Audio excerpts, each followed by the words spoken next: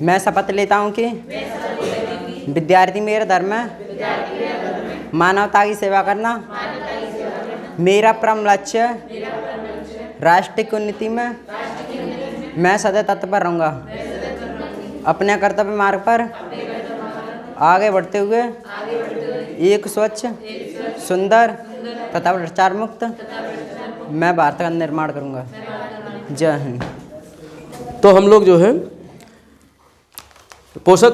पोषण पढ़ रहे थे, पोषण तत्व न्यूट्रिशन में पढ़ लिए। अब तक क्या क्या पढ़ लिए? कार्बोहाइड्रेट का अध्ययन कर लिए, वसा का अध्ययन कर लिए, ठीक है, लिपिड जिसको कहते हैं, वसा को लिपिड भी कहते हैं, और इसके अलावा प्रोटीन का अध्ययन कर लिए, विटामिन का अध्ययन कर लिए, ठीक है। और अब जो है हम लोग क्या अध्ययन करेंगे? खनिज लवण का या खनिज तत्व का, मिनरल साल्ट और रेसा और जल। देखो खनिज तत्व वैसे तो जो प्रकृति में पाए जाते हैं दो प्रकार के होते हैं, एक धात्विक खनिज और एक आधात्विक खनिज। तो हमारे शरीर में भी जो है कुछ खनिज जो है धात्विक होते हैं, कुछ आधात्विक होते हैं। तो वैसे मोस्टली जो खनिज हमारे शरीर में पाए जाते हैं दो प्रकार के होते हैं, जिनकी ज़्यादा आवश्यकता होती है हमारे शरीर को, उसको मैक्रो मिनरल साल्ट बोलते हैं। मैक्रो मतलब बहुमात्रिक, बहुत ज़्यादा आवश्यकता है, तो इसको हम कह सकते हैं हिंदी में बहुमात्रिक खनिज। इसको क्या कह सकते हैं हिंदी में? बहुमात्रिक, बहुत मात्रा में इसकी हमको आवश्यकता है। तो ये बहुमात्रिक खनिज हो गया जिसको हमें आवश्यकता है शरीर में। इसी प्रकार लघुमात्रिक या सूक्ष्ममात्रिक, लघुमात्रिक या सूक्ष्ममात्रिक जिसकी शरीर में कम आवश्यकता है, कम मात्रा में, ये जो है आपका मिलीग्राम नैनोग्राम में इसकी आवश्यकता होगी जो है लघु की, ये जो है ग्राम में मिलीग्राम में इसकी आवश्यकता होगी। कुछ ऐसे खनिज हैं जिनका ग्राम में आवश्यकता होती है शरीर में, ठीक। तो ये क्या है? ये हमसे खनिज से हमको ऊर्जा नहीं मिलती है, खनिज से हमको ऊर्जा नहीं मिलती है, बल्कि ये शरीर में क्या करते हैं? शरीर का संचालन करते हैं।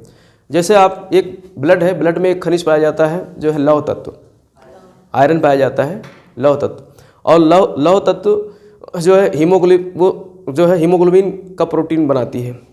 हीमोग्लोबिन एक क्या है? प्रोटीन है। और हीमोग्लोबिन का काम क्या है? ऑक्सीजन और कार्बन डाइऑक्साइड का परिवहन करना। सिर्फ ऑक्सीजन का नहीं, कार्बन डाइऑक्साइड को भी, तो ऑक्सीजन ले जाती है और कार्बन डाइऑक्साइड को वापस लाती है और जो है लंग्स में छोड़ती है और लंग्स से फिर बाहर निकल जाता है। तो इस तरीके से हीमोग्लोबिन किसके द्वारा संचालित हो रही है? लौह तत्व के द्वारा, ठीक है। तो ब्लड में आरबीसी पाया जाता है, आरबीसी में हीमोग्लोबिन पाया जाता है, और हीमोग्लोबिन का निर्माण किसने किया है? लौह तत्व ने।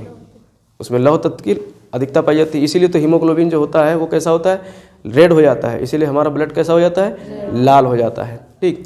तो ये शरीर के संचालन में काम करती हैं, ठीक। तो इसलिए इनसे हमको ऊर्जा नहीं मिलती, लेकिन ये शरीर को संचालित करती हैं, उसको नियंत्रित करती हैं, नियमित करती हैं, ठीक। तो ये ध्यान रखना है। और ये अकार्बनिक तत्व होते हैं, इसमें कार्बन नहीं पाया जाता है। खनिजों में जो है कार्बन नहीं पाया जाता है। तो ये प्रश्न कभी कभी पूछ लिया जाता है, खनिज तत्व क्या है? अकार्बनिक है, ये कार्बन नहीं पाया जाता है। और हमारे शरीर को दो तरीके के खनिजों की आवश्यकता होती है। दो तरीके मतलब दो श्रेणियों में, जो खनिज कुछ ज़्यादा मात्रा में हमारे शरीर को आवश्यकता है और कुछ कम मात्रा में आवश्यकता है। तो ज़्यादा मात्रा में जो ज़्यादातर हमने ये देखा है, हालांकि कहीं लिखा नहीं स्पष्ट रूप से, लेकिन जो ज़्यादा मात्रा में हमको जो आवश्यकता होती है वो मोस्टली क्या है? अलौह धातु खनिज है। इसमें देख लें तो किसी में भी हमको लोहे के अंश नहीं दिख रहे हैं, यानी धात्विक खनिज, लौह नहीं कर बात करें, ये आधात्विक खनिज है। ये क्या है? आधात्विक खनिज। लेकिन अगर इधर के चार्ट पे देखते हैं लघुमात्रिक, जिसकी हमको कम आवश्यकता होती है, इसमें धातुएं हैं, ये धात्विक खनिज है। चाहे आप लोहा ले लो, फेरस, चाहे जिंक ले लो, आयोडीन ले लो, मैग्नीज, तांबा, सब में क्या है? जो है धातुएं पाई जाती हैं। तो हमने अपनी तरफ से जो है इसको पढ़ करके फिर एक मतलब आइडिया बनाया है। तो कुछ इस तरीके से शरीर में धात्विक और आधात्विक दोनों प्रकार के खनिजों की आवश्यकता होती है। क्योंकि बायोलॉजी की किताब लिखने वाले को भूगोल का ज्ञान नहीं रहा होगा। जो प्रकृति में खनिज पाए जाते हैं धात्विक और आधात्विक दोनों, वो तो हमने भूगोल में पढ़ रखा है कि प्रकृति में दो प्रकार के खनिज होते हैं, धात्विक और आधात्विक। तो यहाँ जब हमने खनिजों का ये चार्ट देखा तो हमको ये लगा कि हम शरीर में जो है इनको दो कैटेगरी में बांट तो दिया गया है। एक तो मैक्रो जिनकी ज़्यादा आवश्यकता है, और एक माइक्रो जिनकी कम आवश्यकता है। तो कम आवश्यकता वाले जो खनिज हैं वो क्या है? ज़्यादातर कैसे हैं? धात्विक हैं। ज़्यादातर कैसे हैं? धात्विक है। और ज़्यादा आवश्यकता जो है वो आधात्विक खनिजों की हमारे शरीर में इनकी ज़्यादा आवश्यकता होती है। तो आधात्विक खनिजों की अगर बात करें, जैसे कैल्शियम है। अब कैल्शियम का क्या काम होता है? इसका फार्मूला CA है, कैल्शियम। अब कैल्शियम, इससे दांतों का निर्माण होता है, हड्डियों का निर्माण होता है, ठीक। और जब विटामिन D मिलती है तो विटामिन D क्या करती है? कैल्शियम और फास्फोरस इसको एब्जॉर्ब करती है, शरीर की हड्डियों में पहुँचाती है। तो इसलिए जो है कैल्शियम जो है हमारी हड्डियों को, दांतों को मजबूत बनाती है। तो इसलिए कैल्शियम, इसे कोई एनर्जी तो नहीं मिली ना, लेकिन शरीर के अंगों के संयोजन में काम आया। और इसके अलावा जो फास्फोरस है, फास्फोरस का भी यही काम है, ठीक है, दंत में और जो है हड्डियों के निर्माण में, ठीक। और इसके अलावा जो सोडियम है, Na है इसका फार्मूला, सोडियम और Cl, NaCl, इस किसका फार्मूला है? सोडियम क्लोराइड, साधारण नमक का फार्मूला है। साधारण नमक का फार्मूला क्या है? NaCl। दोनों चीज़ मिला दो, सोडियम भी मिला दो और क्लोरीन भी मिला दो, दोनों चीज़ को मिला करके हमको क्या बन जाता है? साधारण नमक। और क्लोरीन जो है, अब क्लोरीन से ही हमने जो है एक शब्द हमने देखा था जब हम आहार मतलब पढ़ रहे थे, क्या नाम है उसका, पाचन तंत्र पढ़ रहे थे, तो वहाँ पर हमने पढ़ा था जो हमारा आमाशय है, आमाशय में जो है आपका वहाँ पर एक अम्ल बनता है, HCl बनता है। क्या बनता है? HCl बनता है, ठीक, हाइड्रोक्लोरिक अम्ल बनता है। तो ये क्लोरीन Cl है यहाँ की नहीं है, ठीक है, और ये हाइड्रोजन है, तो हाइड्रोजन और क्लोरीन दोनों चीज़ मिल करके एक अम्ल बनता है जिसको बोलते हैं हाइड्रोक्लोरिक अम्ल, ठीक है। हाइड्रोक्लोरिक अम्ल का जो निर्माण होता है वो भोजन के पाचन के लिए महत्वपूर्ण है। तो क्लोरीन का काम क्या हो गया? भोजन को पचाने में सहयोग करना। इसके संयोजन से क्या बन जाता है? पेट में हाइड्रोक्लोरिक अम्ल बन जाता है। जब हाइड्रोजन के साथ संयोजन करता है क्लोरीन तो क्या बन जाता है? HCl बन जाता है, हाइड्रोक्लोरिक अम्ल बन जाता है। हाइड्रोक्लोरिक अम्ल किस में काम करता है? पाचन, भोजन के पाचन में सहायता करता है। तो क्लोरीन तो भोजन के पाचन में सहायता कर रहा है, और इधर इसी का एक भाई दोनों को मिला करके जो नमक बन रहा था, सोडियम, ये क्या करता है? BP को कंट्रोल करता है, ब्लड प्रेशर वगैरह को क्या करता है? कंट्रोल। भाई नमक क्या है? जब BP डाउन हो जाती है तो क्या कहते हैं? नमक खिलाओ, तुरंत फायदा करता है नमक। और इसी का फार्मूला तो है NaCl। विज्ञान बड़ा ही परफेक्ट है, बहुत अच्छी तरीके से अगर इसके फार्मूले को समझ जाओ तो हर जगह जो इसको अप्लाई कर सकते हो। दो चीज़ हैं जो है, आपका सोडियम भी है और क्लोरीन भी है। अब सोडियम S से नहीं लिखा, Na से लिखा है, पता नहीं कुछ सोच कर लिख दिया होगा, हम तो ज़्यादा रिसर्च नहीं किया है इस पर, लेकिन आगे हो सकता है केमिस्ट्री में जब आए तो इस पर भी रिसर्च करें। तो इसको Na रख दिया है इसका फार्मूला। हम पहले समझ ही नहीं पाते थे, साला ये कहाँ से Na आ गया, और तो इसलिए साइंस छोड़ दिए थे, हाई स्कूल के बाद पढ़े ही नहीं। हमने कहा बकवास है, लेकिन अगर कोई पढ़ाने वाला अच्छा मिल गया होता तो फिर साइंस पढ़े होते और डॉक्टर होते। डॉक्टर बनने का सपना था हमारा, ठीक है। तो इस तरीके से जो है यहाँ पर सोडियम जो है, ये दोनों मिल करके नमक बन जाते हैं। और जब BP कम ब्लड प्रेशर लो होता है तो नमक देने की बात की जाती है, और किसी का ब्लड प्रेशर ज़्यादा है तो कहते हैं नमक कम खाया करो, ठीक है। तो ये BP कंट्रोल में फ़ायदा जो है सोडियम का काम होता है, ठीक। क्लोरीन जो है भोजन के पाचन में सहयोग करता है। पाचन कैसे करता है? HCl का निर्माण में सहयोग करता है, ठीक है। तो उससे हमारा भोजन पचता है। आमाशय में जो HCl बनता है कौन से जठर ग्रंथियों में, ठीक। तो इस तरीके से ये हो गया क्लोरीन। और पोटेशियम, इसको K से डोनेट किया जाता है, K से डिनोट किया गया है पोटेशियम को। पोटेशियम जो है ये मांसपेशियों को मजबूती प्रदान करता है। जो हमारे शरीर की मांसपेशियां, हड्डियों पे चढ़ी हुई हैं मांसपेशियां ना, ऊपर से त्वचा है, त्वचा के नीचे जाएंगे तो मांसपेशियां हैं, और मांसपेशियां किस पे चिपकी हुई हैं? हड्डियों पे। तो अगर पोटेशियम अधिक सही है, भारी मतलब एक संतुलित मात्रा में है, तो मांसपेशियां हमारी मजबूत रहती है। और जब मांसपेशियां मजबूत होंगी, हड्डियों से जकड़ी होंगी, तो कभी कभी ये होता है कि शरीर में पैरालिसिस की समस्या हो जाती है। हालांकि पैरालिसिस के और भी कारण हैं, लेकिन ये पैरालिसिस को नियंत्रित करती है पोटेशियम जो है। पैरालिसिस में ये होता है ना, कभी कभी व्यक्ति चलते चलते जो है उसका कहीं लेटा है या कुछ कर रहा है, तो अचानक ही शरीर का एक हिस्सा, अंग काम करना बंद कर देता है, ठीक है। तो उसके और भी कई कारण हैं, लेकिन पोटेशियम भी जो है पैरालिसिस को क्या करता है? कंट्रोल करता है। और इसके अलावा जो है ब्लड प्रेशर को भी नियंत्रित करता है। तो इस तरीके से ये क्या हो गए, हमको इनकी अधिक आवश्यकता होती है। तो ये बहुमात्रिक जो है खनिज तत्व हैं, मैक्रो लेवल के मिनरल्स है। मैक्रो, A से मैक्रो हो जाएगा और MI से माइक्रो। हम लोग जब इकोनॉमिक्स पढ़ेंगे तो इकोनॉमिक्स के भी दो पार्ट्स होते हैं, माइक्रो इकोनॉमिक्स और माइक्रो इकोनॉमिक्स, ठीक है। हालांकि यहाँ कंपटीशन में वो इतना गहराई में नहीं पढ़ना है। तो अब यहाँ पर जो है हम लोग जो सूक्ष्म मात्रिक, जिनकी कम आवश्यकता होती है, सूक्ष्म मात्रिक जो है खनिज तत्व हैं, इनकी बात करते हैं। जैसे लोहा है, फेरस, Fe, इसका फार्मूला क्या है? Fe। तो ये तो हम जीवन भर ये तो मतलब भूगोल शुरू से पढ़ रहे हैं, तो इसका समझ में आता है। भाई आयरन को I से लिखते हैं, तो इसका I होना चाहिए फार्मूला वैसे तो, लेकिन Fe लिखा जाता है। तो Fe इसलिए लिखा जाता है क्योंकि इसका वैज्ञानिक नाम फेरस है। इसका वैज्ञानिक नाम क्या है? फेरस है। तो इसका फेरस का Fe आगे ले लिया गया है, इसलिए इसका फार्मूला क्या है? Fe, ठीक। भूगोल का है इसलिए इसका पता है मुझे। तो ये जो है इसको Fe कहते हैं। अब फेरस ये सूक्ष्म मात्रिक तत्व है शरीर में, और इसका किस में योगदान है? हीमोग्लोबिन। हीमोग्लोबिन एक प्रकार का क्या है? प्रोटीन है, तो उसके निर्माण में ये सहयोग करता है। और जब हीमोग्लोबिन अच्छा होगा तो हमारे मतलब ये अगर Fe अच्छी तरीके से होगा शरीर में, आयरन की मात्रा अच्छी होगी तो हीमोग्लोबिन बढ़िया बनेगा। हीमोग्लोबिन अच्छा होगा तो RBC मजबूत होगी, RBC सही रहेंगे, और RBC सही रहेंगे तो हमारा ब्लड भी बढ़िया होगा। तो इस तरीके से ये मतलब एक सीक्वेंस बन जाता है आपका। फेरस यानी लौह तत्व जब इसकी कमी हो जाती है शरीर में तो एनीमिया रोग हो जाता है ना, पढ़ा है मैंने। तो इसकी कमी होने से एनीमिया, रक्त अल्पता की बीमारी हो जाती है। और इसके अलावा जिंक है, जेड से डिनोट किया गया है। जिंक ये तो सही है, जेड से ही इसका नाम लिखा गया है तो ये सही है जिंक। तो ये जिंक है, ये क्या करता है? इम्यूनिटी को बढ़ाती है, हमारी इम्यूनिटी बूस्टर है, इसको बोलते हैं जिंक को इम्यूनिटी बूस्टर। अब हमारे अंदर जिंक की शायद कमी होगी इसलिए खचर पचर करता रहता हूँ, ठीक है, सर्दियों में दिक्कत होती है। वो कोरोना हो जाने के बाद ज़्यादा प्रॉब्लम हो गई। तो ये अब जिंक खाऊँगा मैं, देखूँगा कौन कौन से मतलब कौन कौन से फल में, जैसे सेब वगैरह में जिंक अच्छा पाया जाता है। अब सेब खा लेता हूँ तो खांसी आने लगती है तो जो है इसमें जिंक की मात्रा बढ़िया होती है। तो जिंक जो है इम्यूनिटी बूस्टर का काम करती है। और इसके अलावा जो आयोडीन है, आयोडीन का हमने पढ़ाया था, आयोडीन की कमी से कौन सा रोग हो जाता है? गाइटर या घेंगा, ठीक है। और इसमें इसको मतलब कौन सी ग्रंथि में जो है आयोडीन? थायराइड ग्रंथि। तो थायराइड ग्रंथि से संबंधित थायरॉक्सिन, तो थायरॉक्सिन के जो है श्रवण में आयोडीन जो है एक महत्वपूर्ण भूमिका अदा करता है। तो आयोडीन की मात्रा भी शरीर में होनी चाहिए, तो उसकी मात्रा शरीर में होगी तब हमको घेंगा जैसे रोग नहीं होंगे, गाइटर जैसे रोग नहीं होंगे, ठीक। और मैग्नीज जो है, ये मैग्नीज हुआ और कॉपर हुआ, ये सब जो है धात्विक खनिज ही हैं।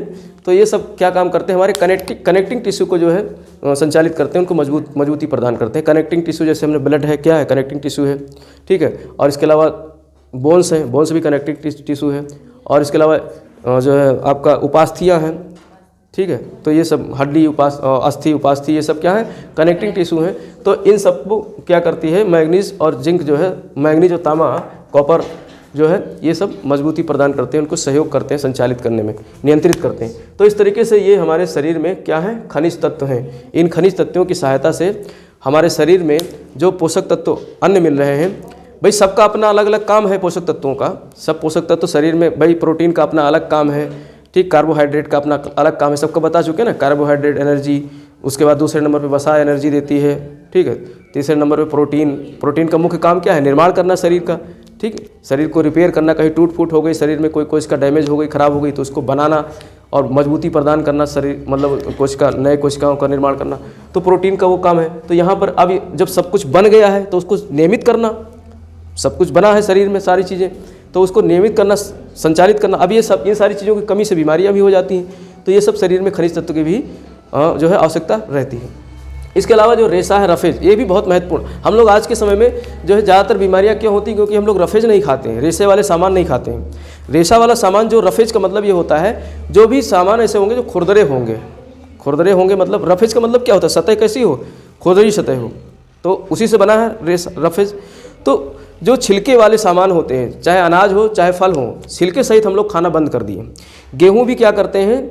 गेहूं को पहले जो है कड़वाते हैं, उसमें धान की मशीन में काढ़ी जाती है, उसकी जो है एक लेयर उतार दी जाती है, ठीक है, जो महत्वपूर्ण है, जो रेशा वाला है। फिर उसके बाद में उसको पिसाया जाता है, और पिसाने के लिए भी बोलते हैं बहुत महीन पीसना। फिर और उसके बाद चलनी से छान दिया जाता है, तो सारा रफेज क्या हो गया? निकल गया। अब हम लोग जहर खा रहे हैं। अब क्या खा रहे हैं? जहर। गेहूं वैसे ही जहर है, गेहूं वैसे ही जहर है। अगर कोई बीपी का मरीज है, शुगर का मरीज है, तो गेहूं मना करते हैं। गेहूं की जगह क्या कहते हैं? बाजरे की रोटी खाओ, ज्वार की रोटी खाओ, ठीक है। तो वो जहर है। और उसके अलावा अगर कम जहर खाना है तो गेहूं को छिलके सहित, बिना उसको कड़वाए, बिना जो है छाने, सीधे पिसवा कर ले, और जितना खाना है 10 दिन में कीड़े नहीं पड़ते। छानते इसलिए एक आदत सी बन गई कि कीड़े ना हो। एक बार हम इलाहाबाद में थे तो हम लोग तो छानते, हम तो पढ़े हुए इंसान थे, छानेंगे सब निकल जाएगा मटेरियल, तो छानते नहीं थे, छन्नी वन्नी लगा करके, और घर से ले जाते थे आटा। तो घर से ले गए, 2-3 महीने का आटा हो गया, और बरसात का समय था। और एक दिन कहे सोचे लो छान ले आज, तो देखे उसमें आधा आटा, आधा जो है सफ़ेद कीड़े, और सफ़ेद कीड़े पता नहीं चलते। हमने कहा इतने दिन से यही खा रहे हैं आटे के साथ लगे चलो कोई बात नहीं, सिकती है रोटियां तो सब मर जाती हैं कीड़े, कोई दिक्कत नहीं है। तो ऐसे खा गए जो है। तो उसके बाद छान के देखने लगे, जब देखे कि उसमें कीड़े नहीं हैं तो जो रफेज था, जो उसके भूसी थी, उसको फिर डाल देते थे कि यही तो काम करेगा, खाना है इसी को। तो अब बीमारी आने लगी, क्योंकि अब घर में खाते हैं मैडम का बना हुआ, तो मैडम जो है पतली रोटी बनाएंगी, आटे को खूब कायदे से छान लेंगी, ठीक है, ज़रूरत पड़ेगी तो लगा के दुपट्टा चाल लेंगी पूरा जो है सब निकाल देंगी। तो जो है इसलिए वो सारी चीज़ें नुकसान करती हैं, ठीक। तो रफेज की आवश्यकता, रफेज का काम क्या है? हालांकि रफेज से भी कोई एनर्जी नहीं मिलती है, किसी प्रकार की ऊर्जा नहीं मिलती है इससे, और ये कार्बनिक पदार्थ है। ये जो है खनिज तत्व क्या है? अकार्बनिक है, और रफेज क्या है? कार्बनिक पदार्थ है। सेब वगैरह के छिलके, इनमें सब में कार्बन भी पाए जाते हैं, ठीक। तो ये सब कार्बनिक पदार्थ हैं। अब ये कार्बनिक पदार्थ है, और इसके अलावा रफेज का काम क्या होता है? हमारे आहार नाल को दुरुस्त रखना। जैसे हम लोग मान लो आटा खा रहे हैं, मैदा खा रहे हैं, अब मैदा जा करके हमारे आहार नाल में उसके दीवारों से चिपक जाता है, चिकना होता है ना, तो वो चिपक जाता है, और चिपक जाएगा तो एंजाइम्स वहाँ से निकलते हैं, ठीक है। एंजाइम ही तो पाचन का काम करते हैं शरीर में, एंजाइम्स निकलते हैं। अब वो छिद्र हो गए बंद चारों उसकी तरफ से, एंजाइम्स निकलना कम हो गए तो पाचन की समस्या नहीं हो पाती है, तो पाचन की समस्या शरीर में बन जाती है, पाचन हो नहीं पाता है, तो कब्ज की समस्या होती है, एसिडिटी की समस्या होती है। तो इसलिए रफेज का खाना बहुत ज़रूरी है भाई। जब पचेगा ही नहीं शरीर में, खूब खा रहे हो जो है, मतलब हैवी डाइट ले रहे हो, दूध पी रहे हो, और वो पच ही नहीं रहा है शरीर में, तो पचेगा नहीं, तो उसके खनिज तत्व तो शरीर में जाएंगे नहीं, पोषक पदार्थ शरीर में जाएंगे नहीं, तो बीमार होगा कि नहीं बीमार होगा। तो इसलिए ये एक तरीके से मतलब क्या है, रफेज जो है एक तरीके से समझ लो ये स्टिमुलेशन का काम करती है, मतलब पाचन तंत्र को दुरुस्त रखेगी। जो हमारी आहार नाल की दीवार है उसको साफ करेगी रगड़ करते, भाई उस भूसी है, खुरदरी सतह है, तो वो जब हमारे आहार नाल में जाएगी तो उसकी सफाई करते हुए चलेगी आहार नाल को। इसलिए रोज़ ना खाओ मोटे अनाज, लेकिन हफ्ते में 1 बार 2 बार बाजरे की रोटी, ज्वार की रोटी, मक्के की रोटी, जई, ये सब खाना चाहिए। हाँ, ओट्स, जई ओट्स बोलते हैं, वो भी ऐसे ही होती है, वो गेहूँ जैसे ही होती है, गेहूँ जैसे होते फूला होता है, और वो चिपका हुआ होता है, जई ओट्स बोलते हैं। हाँ, बेजर पेजर ये सब मोटे अनाज में आते हैं। तो मोटे अनाज जितने भी हैं, ठीक है, पहले गरीबों का भोजन होता था मोटा अनाज। हमारी अम्मा बताती हैं, अम्मा मतलब दादी नहीं, हमारी खुद की माँ, ठीक, हम लोग अम्मा कहते थे, मम्मी नहीं कहते थे, अम्मा कहते थे। तो हमारी जो खुद की अम्मा थी तो बताती थी कि हम लोग इतनी गरीबी देखे हैं कि हम लोग मतलब कोदो भी एक मोटा अनाज है, कोदो के चावल खाते थे, सामा के चावल खाते थे, समा। तो ये सब जो है गरीबों के भोजन हुआ करते थे उस समय, ठीक। और उस समय जो गेहूं की रोटी जो खाता था गांव में, अरे बड़ा अमीर आदमी है, गेहूं की रोटी खा रहा है, ठीक है। और अब फिर से कल्चर बदल रहा है, अब मोटे अनाज जो है डॉक्टर लिखते हैं और महंगा मिलता है, ये सब गेहूं से महंगा मिलेगा, आप जाओ खरीदने मार्केट में, ठीक है। जौ भी मोटा अनाज है, जौ भी नहीं मिलता है, जौ वगैरह पहले जौ तो हम लोग भी खाएं, जौ की रोटी जो है हमारे समय में जौ होता था, खेतों में करते थे। और धान में भी जो है, धान में भी धानी हमारे यहाँ होता था। धानी जो होता है वो छोटे आकार के होते हैं, उनको मतलब वो रोपाई नहीं होती। जैसे धान की फसल क्या है, पहले नर्सरी में पौध तैयार किया जाता है, फिर इसको रोपा जाता है। लेकिन धान क्या होता है, उसको जो छींट दिया जाता है, और छींटने के बाद वो निकलता है, वहीं से तैयार होता है, फिर काट लेते हैं। तो वो जो है धान से ज़्यादा अच्छा, उसमें रफेज की मात्रा काफ़ी होती है, लालिमा होती है, ठीक है।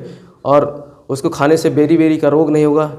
जो बेरी मैंने बताया था ना, धान की कमी से हो जाता है। धान मतलब धान के छिलके में जो है विटामिन ए पाया जाता है, और विटामिन ए की कमी से कौन सा रोग हो जाता है? अरे B1 ए कह रहा हूँ, विटामिन B1। तो बेरी का रोग हो जाता है विटामिन B1। विटामिन ए तो रेटिनाल से संबंधित है, ठीक। आँख में जो रेटिना है, रेटिना कमज़ोर हो जाती है, ठीक, तो उसमें नाइट ब्लाइंडनेस या जो है रतौंधी हो जाती है। लेकिन विटामिन B1 से कौन सा रोग होता है? बेरी। तो धान के छिलके में ये सबसे पहले फंक ने देखा था, पाया था, ठीक। तो वो चीज़ जो है, तो इस तरीके से जो है ये जो आहार नाल की सफाई करते हैं और एंजाइम्स को सक्रिय करते हैं कि एंजाइम का उत्पादन हो। जब एंजाइम्स वहाँ से जब उसकी दीवार खुल जाएगी तो एंजाइम सक्रिय हो जाएंगे और अच्छी मात्रा में एंजाइम बनाएंगे, तो पाचक रस बनेगा तो भोजन पचेगा। तो इसलिए ये सब जो है फ़ायदेमंद है। इसलिए जो है कब्ज से जब इसको खाओगे तो एसिडिटी और कब्ज जैसे बीमारियों से निजात मिलेगी। और किडनी का स्टोन बनता है। किडनी का स्टोन इसीलिए बनता है क्योंकि आजकल हम लोग मोटा अनाज नहीं खाते हैं। किडनी हमारे शरीर में या तो गाल ब्लैडर में स्टोन बनता है, ठीक है, पित्ताशय पित्त की थैली में बनता है, या किडनी में बनता है। तो किडनी में जो स्टोन बनता है वो जो है रफेज अगर खाओगे तो नहीं बनेगा। रफेज खाओगे तो वो क्या होगा, मतलब किडनी में जो कुछ बनेगा भी वो अपने साथ धक्का देकर निकाल देगा। जो कुछ भी इसमें किडनी स्टोन मतलब पत्थर ही होता है, मैंने तो देखा है। एक जन के ऑपरेशन हुआ था तो इतने बड़े बड़े पत्थर निकले थे, 10-20 ठोरे, इतने बड़े बड़े, ठीक है। तो जो है उनके उसमें था, गाल ब्लेडर में था, थैली में इकट्ठा हो गई थी गाल ब्लेडर के, तो शायद गाल ब्लेडर को ही काट करके निकालना पड़ा, क्योंकि नहीं काटते। गाल ब्लेडर का काम क्या है, केवल जो है पित्ताशय को, पित्त को जो है रखना, रोकना, इसीलिए उसको पित्ताशय की थैली बोलते हैं। लेकिन पित्ताशय बनाता कौन है, पित्त बनाता कौन है, लीवर बनाता है। तो इसलिए पित्त की थैली को काट देने से, गाल ब्लेडर को काट देने से कोई नुकसान नहीं है, क्योंकि बन रहा है तो सीधे चले जाएगा, बिना स्टोर हुए चला जाएगा। तो जब ज़्यादा स्टोन हो जाता है तो उसको काटना पड़ता है, निकालना पड़ता है, ठीक। तो इस तरीके से जो है किडनी का स्टोन है, इससे निजात मिलेगी क्या, अगर रफेज खाते हैं। कोलेस्ट्रॉल बनेगा नहीं भाई। कोलेस्ट्रॉल क्यों बनता है, मैंने बताया जो हमारे वेंस वगैरह हैं, जो नसें हैं, उनमें क्या हो जाती हैं, लिपिड जमा हो जाता है, ठीक है। जैसे ही कोलेस्ट्रॉल मैंने पढ़ाया था तो उसे बताया था। तो अब जब उसके साथ में रफेज बहेगा शरीर में, तो रफेज क्या करेगा, उसको छुड़ाते हुए लेकर चलेगा, कोलेस्ट्रॉल को छुड़ाते हुए लेकर चलेगा। तो अगर अभी किसी की समस्या, कोलेस्ट्रॉल तो एक कोलेस्ट्रॉल जमने से जो है बहुत भयंकर बीमारी बन जाती है, हृदयाघात की, हार्ट अटैक होता है, जिससे आदमी मर ही जाता है। आजकल तो पहले ही हार्ट अटैक में आदमी मर जाता है, कुछ पता ही नहीं चलता है। तो इसलिए रफेज को ज़रूर अपने खाने में शामिल करना चाहिए, हो सके तो। इसलिए जो है जागरूक भी कर रहा हूँ मैं। सिर्फ ये ज्ञान सिर्फ जो है आपको कंपटीशन के अलावा आपके जीवन में भी आने वाला है। तो रफेज को जो है शरीर अपने भोजन में ज़रूर इस्तेमाल करो, यूज़ करो। जैसे कोई फल ही खा रहे हो, सब्जी खा रहे हो, मोस्टली जैसे आलू है तो छिलका उतारना पड़ रहा है, लेकिन कोशिश करो कि छिलके सहित आलू को जो है रसीली सब्जी बनाने उसमें डाल दो, खाते समय अलग कर दो, तो उसका कुछ तत्व तो जाएगा। इसके अलावा जैसे मतलब बहुत लोगों का शौक है सब्जियों को छील करके जो है बनाना, तो छीलो मत, छिलका सहित सब्जी बनाओ, थोड़ा टेस्टी लगेगी, खाओ और टेस्ट बनेगा। तो जैसा टेस्ट का आदत बना लो, ठीक। और गेहूं की रोटी खा रहे हो तो मोस्टली कोशिश ये करो कि सीधे गेहूं जो आपके खेत से आ रही है बस उसको धुलो, बिना किसी प्रकार से उसका छिलका उतरवाए, सीधे मोटा अनाज पिसवाओ, उसको मतलब मोटा, जिसमें दरदरा टाइप का हो, जिसमें आपको भूसी दिखाई दे, तो उस भूसी सहित आप रोटी बनाओ, खाओ, ठीक है। एक आदत बन जाएगी तो उस तरीके से हमारे शरीर में ये सब बीमारियां नहीं होंगी। अभी तो तुम्हारा बचपना है, लेकिन जब हमारी उम्र के आओगे तो सारी बीमारियां आपको शरीर में होने लगेंगी, आने लगेंगी। तो इसके स्रोत वही बताते चल रहे हैं, छिलका है, छिलके सहित अनाज है, जितने भी अनाज होते हैं छिलके वाले, मोटे अनाज है, फल है, छिलका सहित फल खाना चाहिए। सेब फल छिलका सहित खा जाओ, ठीक है। केला मत खा जाना छिलका सहित नहीं तो कहोगे छिलका सहित खाने की बात किए थे, तो केला भी जो है खा जाओ कुछ ऐसे छिलके हैं जो उतारने पड़ेंगे भैया, पपीता, केला नहीं, बहुत लोगों की आदत क्या है, अंगूर का भी छिलका उतार देते हैं, ठीक है। तो वे सब नहीं करना चाहिए ना, अंगूर वगैरह का छिलका नहीं उतारना चाहिए वो।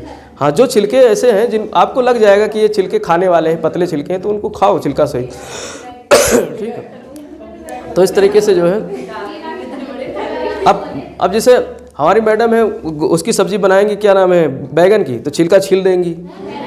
हाँ, अरे छिलका सहित बनाओ ना, तो छिलका वो टेस्टी थोड़ा सा बन जाती है, लेकिन छिलका उतर गया तो उसका मज़ा ही निकल गया, रफेज ख़त्म हो गया तो इस तरीके से जो है ये रफेज हो गया। और इसके अलावा जो है हम लोग जल का अध्ययन करेंगे। शरीर में जल की मात्रा ज़्यादा होती है शरीर में। एक स्वस्थ इंसान के शरीर में जल होता है लगभग 57 से 65% तक, ठीक है, जल की मात्रा। और ब्लड में तो लगभग 60-70% ब्लड में जल होता है। जो प्लाज्मा होता है वो तरल होता है ना, हाँ, प्लाज्मा का 90% भाग जल से ही बना होता है, 10% अन्य खनिज होते हैं। तो जल बहुत महत्वपूर्ण और जल का फार्मूला क्या है, H2O। इसमें C है नहीं, कहीं कार्बन है नहीं, तो जल क्या है, अकार्बनिक तत्व है। जल क्या है, अकार्बनिक तत्व है, ठीक है। तो जल अकार्बनिक तत्व है, यहाँ से प्रश्न बनते हैं। और इसके अलावा इसका काम क्या है, उपापचय का करना। उपापचय की क्रिया करती है। उपापचय यानी कैटाबोलिज्म और एनाबोलिज्म, यानी विध्वंस का काम करना और निर्माण का काम करना। तो ये उपापचय, मेटाबॉलिज्म का काम करती है कौन, जल, मेटाबॉलिक का काम करती है।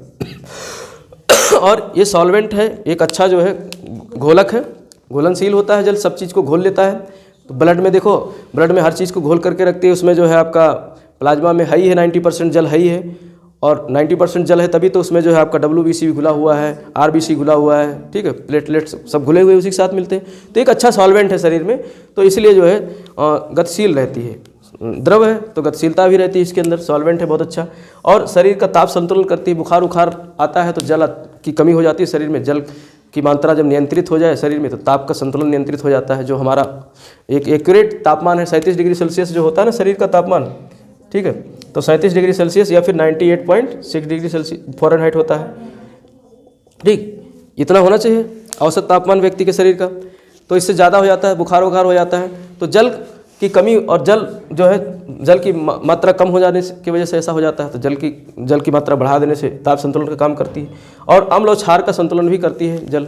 अम्ल और क्षार शरीर में जो है अम्ल भी है क्षार भी है, दोनों प्रकार की चीज़ें पाई जाती हैं। जो हमारा बाइल है जो पित्त है वो क्या होता है, क्षारीय होता है, और HCl वगैरह ये अम्लीय है। तो दोनों चीज़ों की संतुलन की आवश्यकता है। तो जल इस काम को करता है, क्षार और अम्ल को संतुलित करने का काम करता है। तो इसीलिए तो एसिडिटी वगैरह जब होती है तो हम जल पी लेते हैं तो थोड़ा सा राहत मिल जाती है पानी पीने के बाद में, क्योंकि अब एसिड ज़्यादा था और जल पिएंगे तो जल से जो है कुछ थोड़ा बहुत क्षार रिलीज होगा और क्षार जा करके एसिडिटी को कंट्रोल कर देता है, ठीक। तो इस तरीके से ये जल है। तो ये सारी चीज़ें अब हमारे लिए एक संतुलित आहार क्या होना चाहिए, एक संतुलित भोजन क्या होना चाहिए हमारे लिए। तो संतुलित भोजन में ये सारी चीज़ें जो हम लोग पढ़ चुके हैं, जितने भी पोषक पदार्थ पढ़े हैं, कार्बोहाइड्रेट पढ़े हैं, वसा पढ़े हैं, प्रोटीन पढ़े हैं, विटामिन्स पढ़े हैं, और ये जो है खनिज और जो है आपका रेशा पढ़े हैं, ये सारी चीज़ें पोषक तत्व हैं। तो इन सारे पोषक तत्वों का एक सामान्य व्यक्ति जो है स्वस्थ रहना चाहता है उसके भोजन में ये सारी चीज़ें दिखनी चाहिए, होनी चाहिए। इसीलिए देखा होगा जो ज़्यादा मतलब धनाढ़ घर के व्यक्ति होते हैं तो वो लोग अपने खाने में जो है फल का भी ज़्यादा इस्तेमाल करते हैं, ड्राई फ्रूट्स भी खाते हैं, उन सब सारी चीज़ों से ये सारी चीज़ें मिलती हैं। अगर इनसे नहीं ले पाए आप तो फिर आप डॉक्टर के पास जाओगे, फिर डॉक्टर दवाओं का नाम लिखेगा, दवाओं में भी यही चीज़ मिलती है लेकिन वो केमिकली होती हैं, वो केमिकल होती हैं, ठीक है। उनका पाचन नहीं होता, वो सीधे जाके घुल जाती हैं शरीर में। जब पाचन का काम पूर्ण नहीं होगा, शरीर का काम क्या है, किसी चीज़ को खाओ निगलो और मुंह से पाचन शुरू हो जाता है, तब पाचन हो के जब उससे कुछ मिलेगा शरीर को तो वो पूर्ण होगा और सारी तंत्र काम करेंगे, मजबूत रहेंगे। और जब मान लो ड्रिप लगा दिए दवाएं तो फिर भी सही हैं, और जब आदमी ज़्यादा गंभीर हो जाता है तो इंजेक्शन घुसेड़ा जाता है, ठीक है।